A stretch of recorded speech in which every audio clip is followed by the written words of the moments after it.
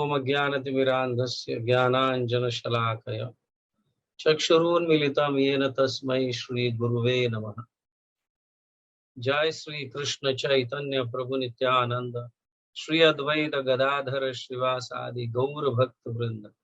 हरे कृष्णा कृष्ण कृष्ण हरे हरे, हरे राम राम राम हरे हरे। हरे कृष्ण कृष्ण कृष्ण हरे हरे, हरे राम राम राम हरे हरे। हरे कृष्ण कृष्ण कृष्ण हरे हरे, हरे राम राम राम हरे हरे।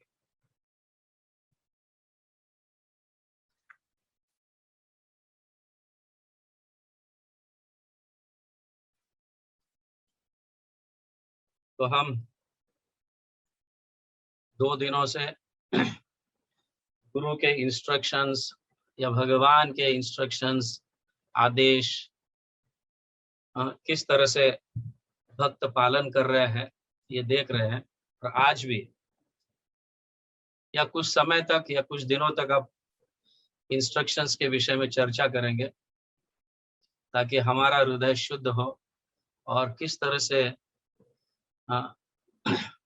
हमारे परंपरा में आदेशों का पालन भक्तगण करते हैं या शिष्यगण करते हैं।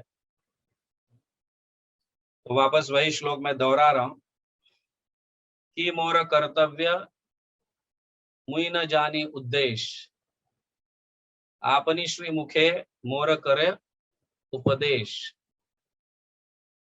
ये श्लोक वैसा देखा जाए तो हम सभी को बाय हार्ट होना चाहिए।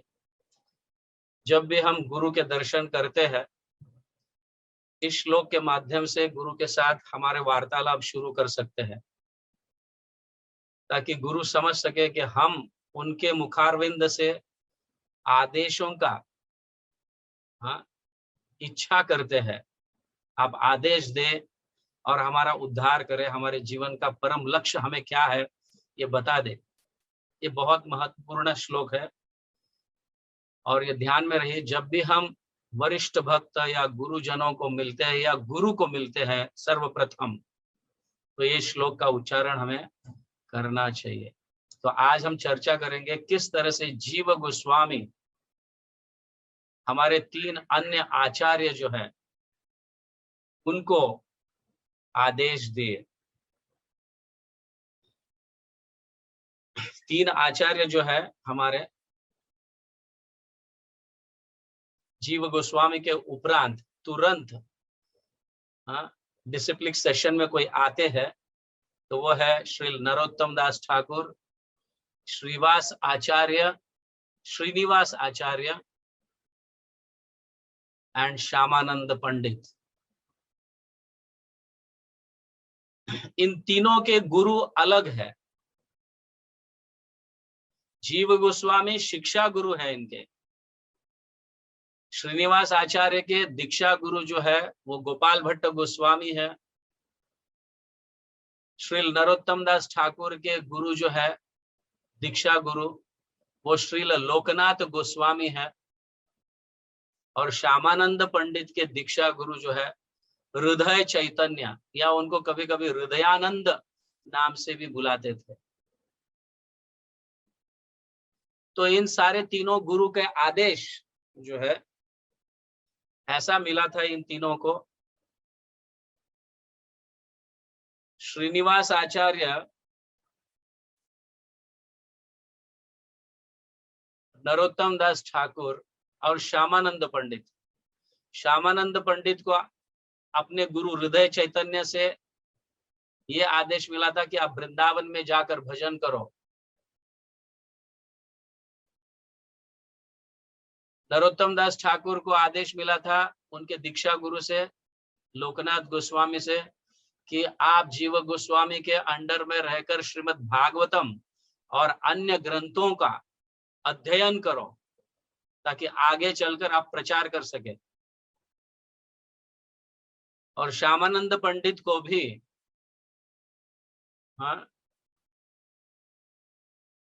ऐसा आदेश मिला था। तो ये तीनों जो है एकत्रित वृंदावन में रहे जीव गोस्वामी के अंडर में। तो जीव गोस्वामी उन्हें श्रीमद् भागवतम के और अन्य ग्रंथों के ऊपर बहुत कुछ सिखाए।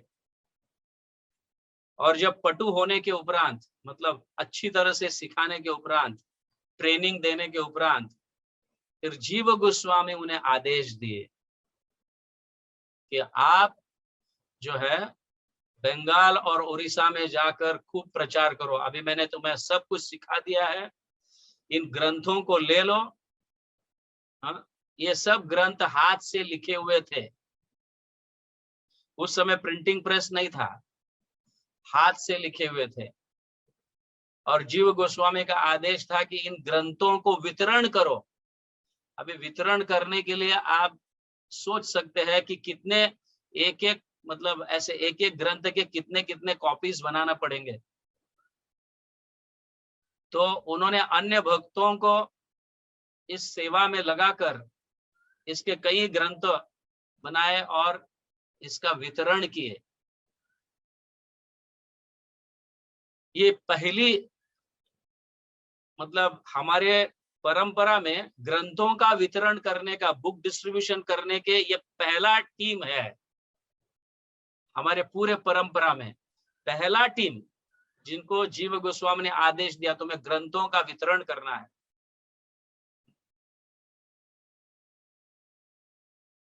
ग्रंथों का वितरण करना है। और संकीर्तन भी जो है, ये मिशन लेकर जीव गोस्वामी ने निकला कि संकीर्तन, चैतन्य महाप्रभु ने संकीर्तन आंदोलन स्थापित किए हैं। पहले तो सिर्फ बंगाल में ही चलता था संकीर्तन, लेकिन जीव गोस्वामी इन तीनों को अपने शिक्षा शिष्यों को लेकर, शिक्षा गुरु शिक्षा शिष्य, इन तीनों को आदेश दिए आप जाकर अन्य गांवों में प्रचार करो, खास करके उड़ीसा और बंगाल में। और ये तीनों श्रीनिवास आचार्य लीडर थे इन सभी के। तो श्रीनिवास आचार्य के साथ नरोत्तम दास ठाकुर और श्यामानंद पंडित निकल पड़े 2 बैलगाड़ियों ट्रंक भरकर, सारे ग्रंथों को लेकर, सारे अपने षड गोस्वामी के ग्रंथों को लेकर निकल पड़े बंगाल के तरफ, उड़ीसा के तरफ। और बीच में जो है इन ग्रंथों की चोरी हुई।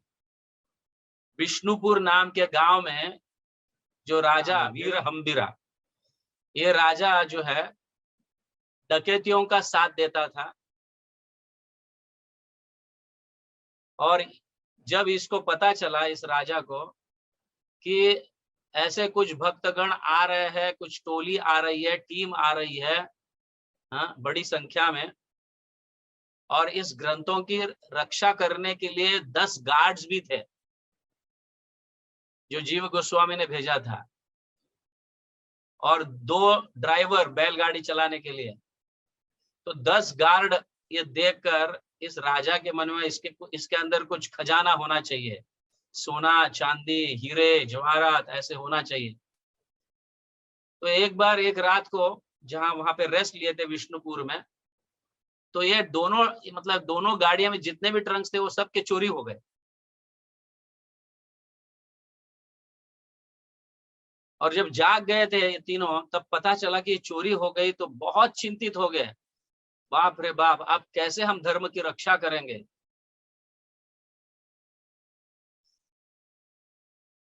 तो बहुत ढूंढे, कुछ मिला नहीं।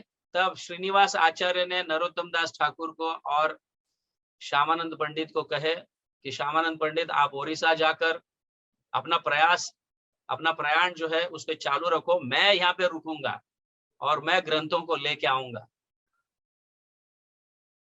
तो श्यामानंद पंडित उड़ीसा गए, फिर नरोत्तम दास ठाकुर बंगाल गए, और श्रीनिवास आचार्य लीडर थे इसलिए वो वहीं पे रहे।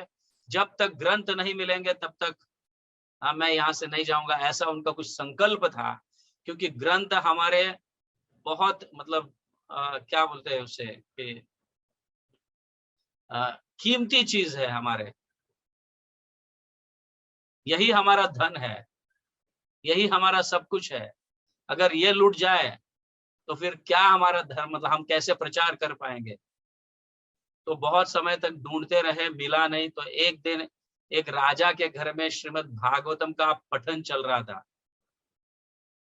पढ़ रहे थे कुछ लोग, तो वहां पे पहुंच गए। तो ये राजा, एक राजा जो था ये वही था, वीर हम्बीरा, यही राजा था। तो उसके असेंबली में, सभा में श्रीमद् भागवतम का पठन चल रहा था। तो वहां पे श्रीनिवास आचार्य पहुंच गए और ध्यान से सुनते रहे इसे। सुनने के बाद फिर बाद में श्रीनिवास आचार्य इस भागवतम के पूरे मीनिंग्स को बता रहे, क्या है श्रीमद् भागवतम, और प्रत्येक श्लोक का अर्थ उन्हें समझा दिया। और ये राजा बहुत इंप्रेस हो गया। इंप्रेस होने के बाद फिर तुम्हें क्या चाहिए वो बोलो, मांगो। तब श्रीनिवास आचार्य ने कहा, आपने जो ये ग्रंथ चोरे हैं ये हमारे ही है, कृपा कर कर हमें वापस दे दो। तो ये सारे ग्रंथ वापस मिले। और साथ ही साथ ये राजा ने कहा कि इस गांव का उद्धार कैसे होगा, आप मुझे दीक्षा दीजिए।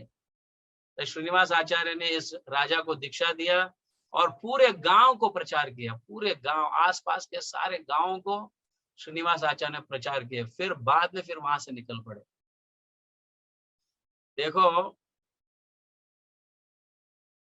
ये पहली पदयात्रा है जो बैलगाड़ी को लेके ग्रंथों के साथ, ऑफ कोर्स ग्रंथ भी भगवान से कुछ कम नहीं, ग्रंथ भगवान ही है स्वयं, समझे। जैसे ऑल इंडिया पदयात्रा या हम भी पदयात्रा निकालते हैं, प्रभुपाद को लेके निकलते हैं, गौर निताय को लेके निकलते हैं, भगवान को लेके निकलते हैं, ताकि सारे जीवों का उद्धार हो, उनका दर्शन हो।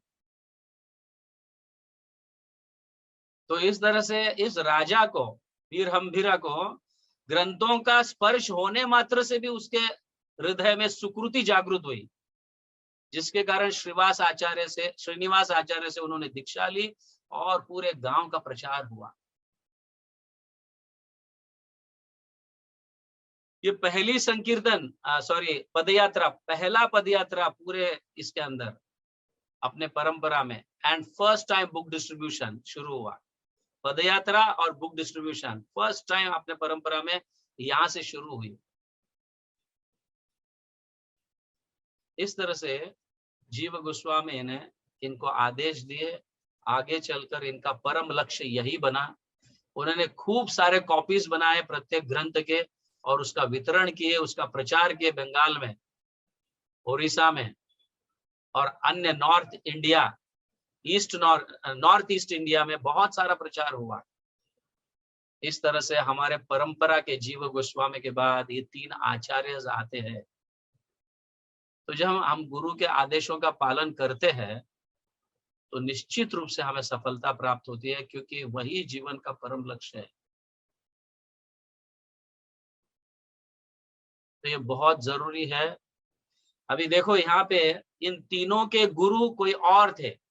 श्रीनिवास आचार्य के गुरु गोपाल भट्ट गोस्वामी, नरोत्तम दास ठाकुर के गुरु लोकनाथ गोस्वामी, फिर बाद में श्यामानंद पंडित के गुरु हृदय चैतन्य। इन्होंने उनको वृंदावन जाने के आदेश दी और जीव गोस्वामी के अंडर में रहकर कार्य करने का आदेश दिया।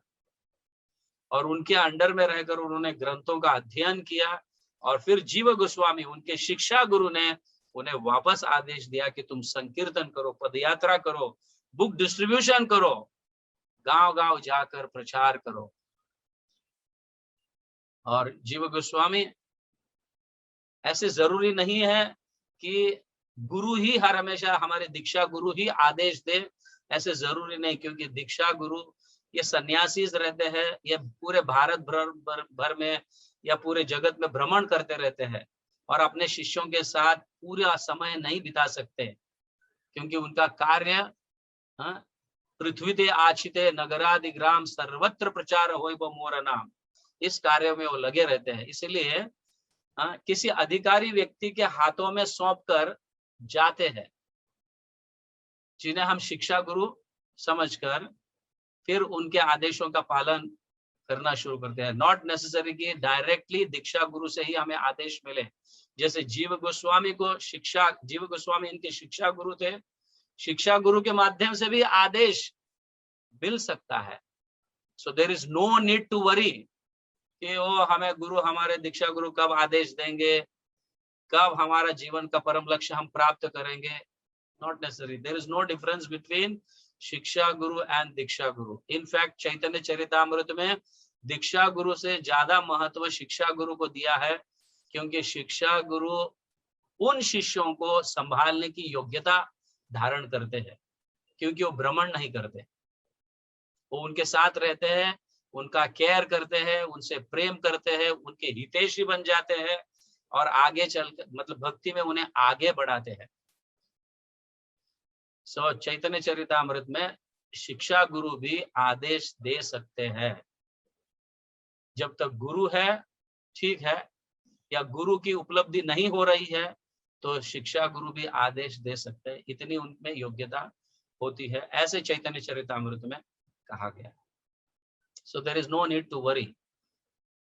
कभी कभी भक्त लोग चिंतित हो जाते हैं, अरे हमारा क्या होगा, हम तो इतने छोटे हैं, हम तो इतने कनिष्ठ, कब हमें गुरु के साथ वार्तालाप होगा। यस, आपको आदेश देने का ज्यादातर अधिकार जो है वो शिक्षा गुरु को है, क्योंकि आपके पूरे मतलब जीवन के जो लाइफस्टाइल को शिक्षा गुरु जानते हैं, हालांकि दीक्षा गुरु इतना नहीं जानते हैं।